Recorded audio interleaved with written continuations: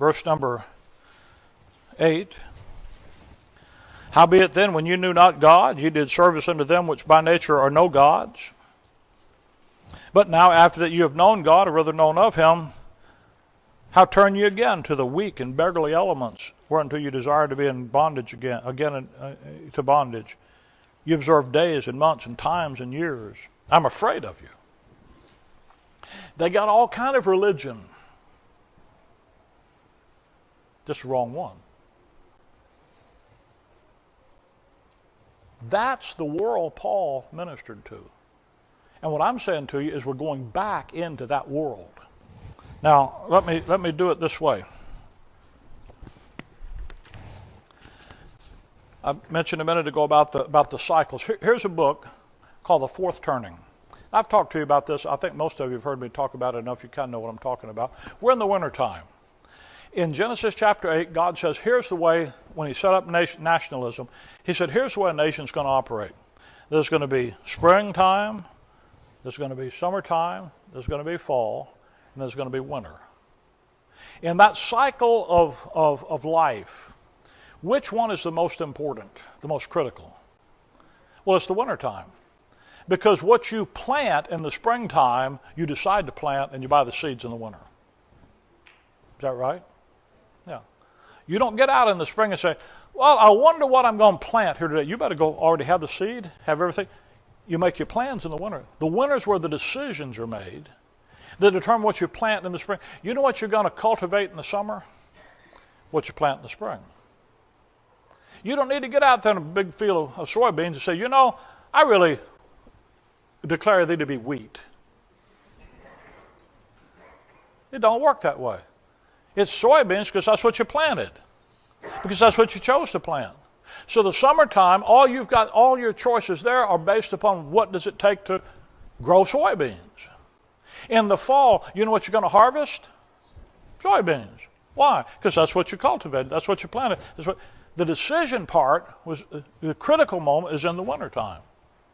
In the fall, it all falls apart. Now, this book is the most prescient history book I've ever read outside of the Bible. The guys don't believe the Bible. They're not the two unsaved college professors. One of them's dead now. But when I first read this book, back in the 90s, I said, wow, these guys understand in history what the Bible teaches. It's going to be there. I didn't know enough history to put this together. They did. But I knew the Bible would recognize it. And that cycle of life. And it matches about the cycle of a human life, because your life goes through that. You have a spring, you're a child, you have the summer, you're a youth, you have the fall, you're an adult, you have the winter, you're falling apart and dying. You're in your eldership. Throw you out, nobody pays attention to you. That whole cycle. Now, we're in that wintertime cycle right now. We're right in the middle of it. In fact, interestingly enough, if you took the way these guys did it, 2020 was the hinge point in the wintertime. And it sure turned out to be an interesting year, hadn't it?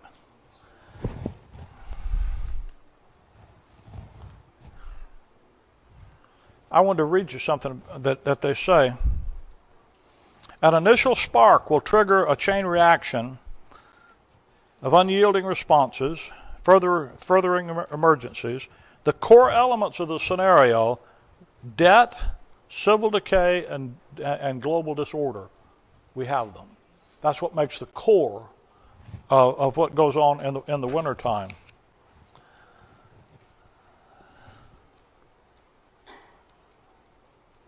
I try to get to the kicker here.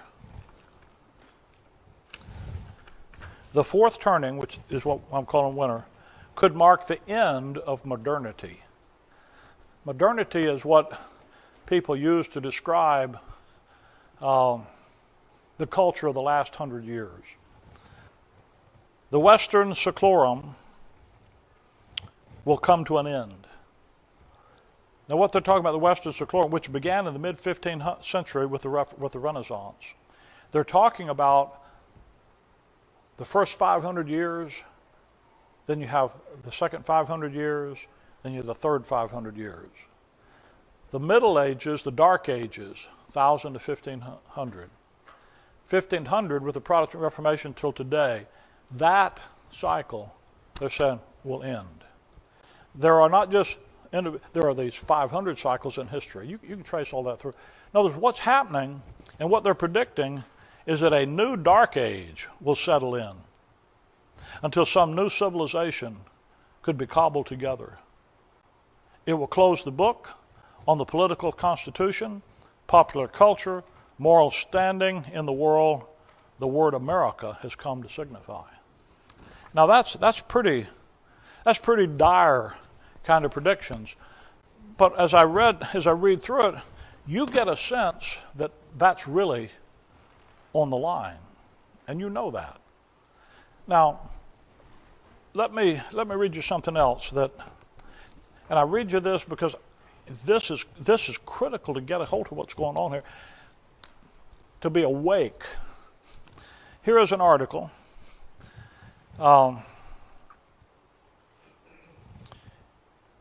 It's on YouTube. I can give you the YouTube address if you want to watch this video and read this article. It's in the New American Magazine. There's now proof that there were very dark forces behind Black Lives Matter. As a pastor in Chicago, I did some radio programs about some of this back in several months ago. And as an African-American black pastor in Chicago, he said something that I really took to heart. BLM, Black Lives Matter, is a sentiment that the black world has had and lived with for 2 centuries. And by that they mean we matter too. We want to be equal with everyone else. And you'll hear people say, we want the law to treat us equal. We want the culture to treat us equally. And in the black community, that sentiment is there because they sense they haven't been treated equally. There's a thing with the Jim Crow laws, separate but equal. They were separate, but they never were equal. And there's this cry, this sentiment, we need to be treated equally. And I don't think anybody in this room would disagree with that. Paul didn't. Colossians 4 verse 2, when he says, here's what the social standard that a believer should have. It ought to be equal and just. And we have a mantra. We say, equal justice under the law.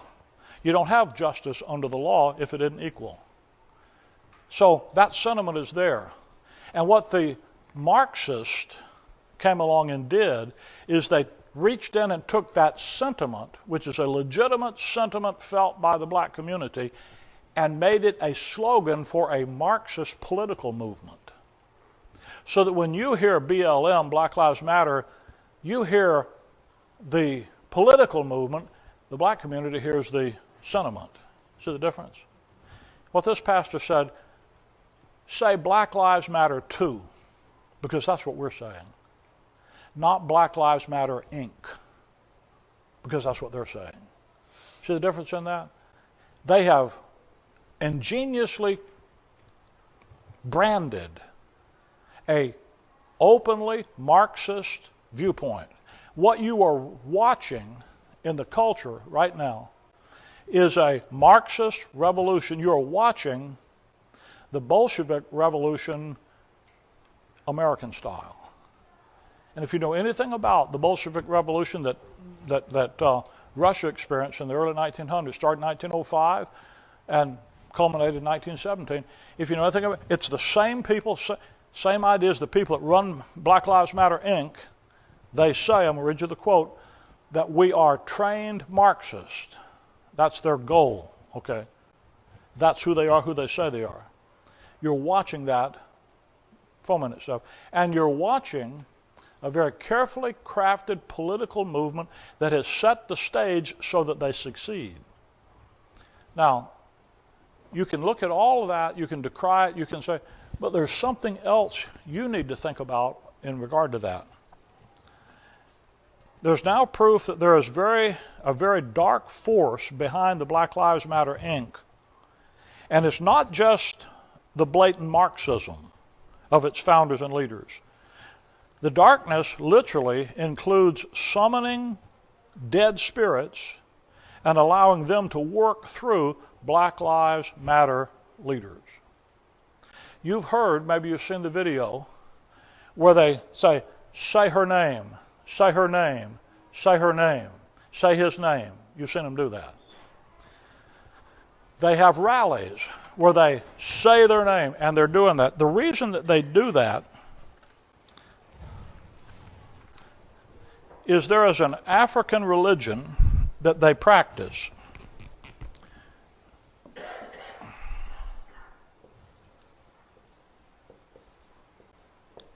That's the name of, that's the source. That's the name of the religion. Look it up. Look it up on Wikipedia. A dumb source like that. The Yoruba Ifa. Now Yoruba is a part, is a people group in Africa, Western Africa, in central Nigeria, that part. But as a people group, they have a religion called Ifa. That religion focuses on ancestor worship. And when you call the ancestors, what you do is you call their name, and then there is a phrase you use after it. You watch on, they put all this stuff on video, now you can see everything. And you can take this Coolers lady, who is a co-founder of BLM Inc., who says, I'm a trained Marxist, but she practices this religion. And you can see her in rallies say their name, calling out the crowd to say their name, and then she will say that phrase.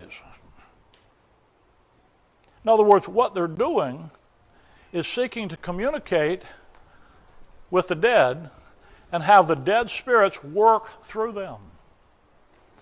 Now in the Bible that's called divination. It's called necromancy. In the Bible it's an abomination. There is a spiritual force, a religious spiritual force working behind this. You look at the political stuff. Listen, the Marxism isn't nearly the dangerous part of this. This is the danger. This is where it goes. The whole say his name mantra. When you say, here's what the coolest woman says, when you say the names right, so we speak their names, we say her name, we say their names, we do that all the time. We invoke that spirit, and then those spirits actually become present with us and work through us. So spiritually, the Black Lives Matter, I think that it's not just us. I'm quoting this lady now. I feel like so many leaders and so many organizations are deeply engaged in a pretty important spiritual practice. And they're practicing paganism. And that's the force behind these things. The co-founder of Black Lives Matter Inc., Patricia Coolers, she says that she consults spiritual entities and that it's following their work through her. They're following their work through her. BLM Los Angeles founder and California University professor of African Studies, Melina Abdullah, reveals more than she thought she would when she said, maybe I'm sharing too much, but we've become so intimate with the spirits that we call on regularly, like each of them seems to have a different presence and personality. You know, I laugh a lot with Waukesha, who's a dead person, you know, and I didn't meet her in body, but I met her through this work. And I mean, you can read a copy of that. I don't want to bore you with it. I just want you to understand that stuff's out there, and that's permanent. And you see people engaged in that. They may not know what they're doing, but that spirit, that power of Satan, that power of the lie grabs their mind and enforces the darkness. There is a spiritual wickedness that we fight against. Ephesians 6:12, you know that. And to me, the